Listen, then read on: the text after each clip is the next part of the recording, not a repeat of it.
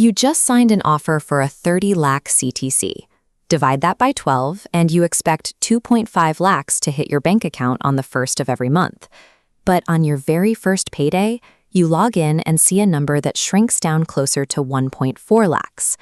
To figure out where that missing money went, we are going to use a 3-step formula to mathematically strip away the corporate packaging and calculate your actual spendable cash. Before we start, pause the video, pull up your official salary annexure document, and open a calculator app. Think of your salary as a leaky funnel. Pour the total cost to company in at the top.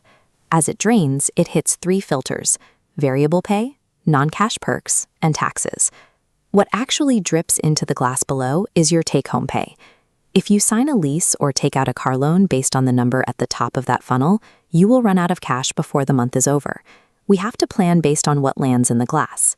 Step 1 is purging your variable pay. This is a performance-linked bonus tied to company profits and your annual review. Because it fluctuates, it is not guaranteed cash you can use to pay rent. Look at your salary annexure.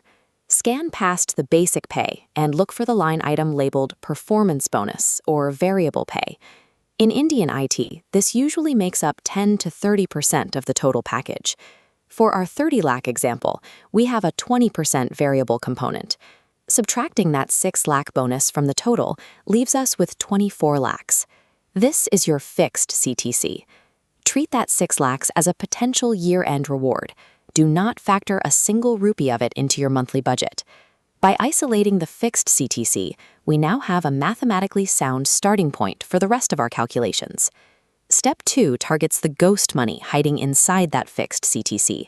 Companies bundle the cost of health insurance, cab facilities, and meal cards into your package.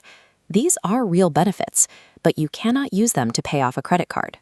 You also have the Employer Provident Fund contribution. This is a mandatory retirement deposit, equal to 12% of your basic salary. Here is where the math goes wrong for a lot of people. The company's contribution to your PF is not extra cash added on top of your salary.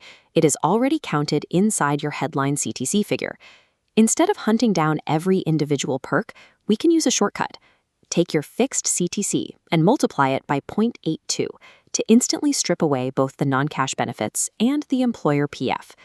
Applying this to our 24 lakh fixed pay gives us 19 lakhs 68,000 rupees.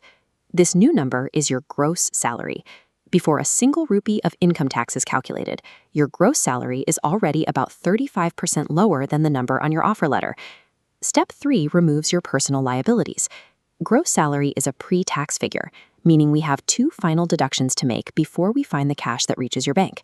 This chart represents our 19.68 lakh gross salary. First, we deduct your employee PF. This is a second mandatory 12% deduction on your basic pay, locking another 1.15 lakhs away for retirement.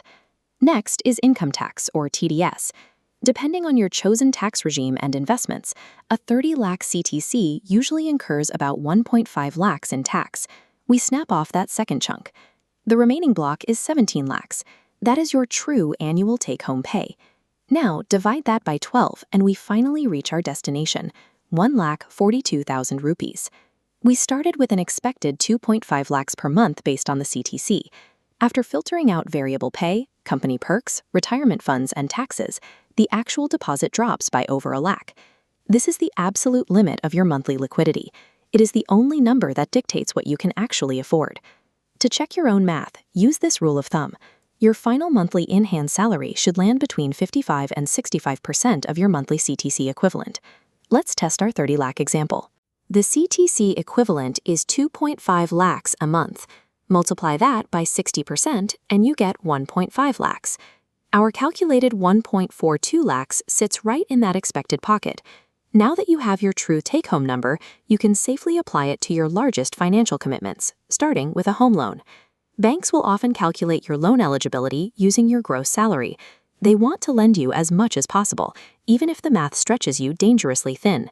You have to enforce your own limits. Your total monthly EMIs must never exceed 50% of your calculated take-home cash. When you base a 20-year mortgage on your total CTC, you stretch your commitments across money that is locked in retirement accounts or tied to performance bonuses. One bad review and the math collapses. A high salary on paper only matters if you understand the mechanics of how it reaches your bank account. Build your life around the cash in your hand, not the cost to the company.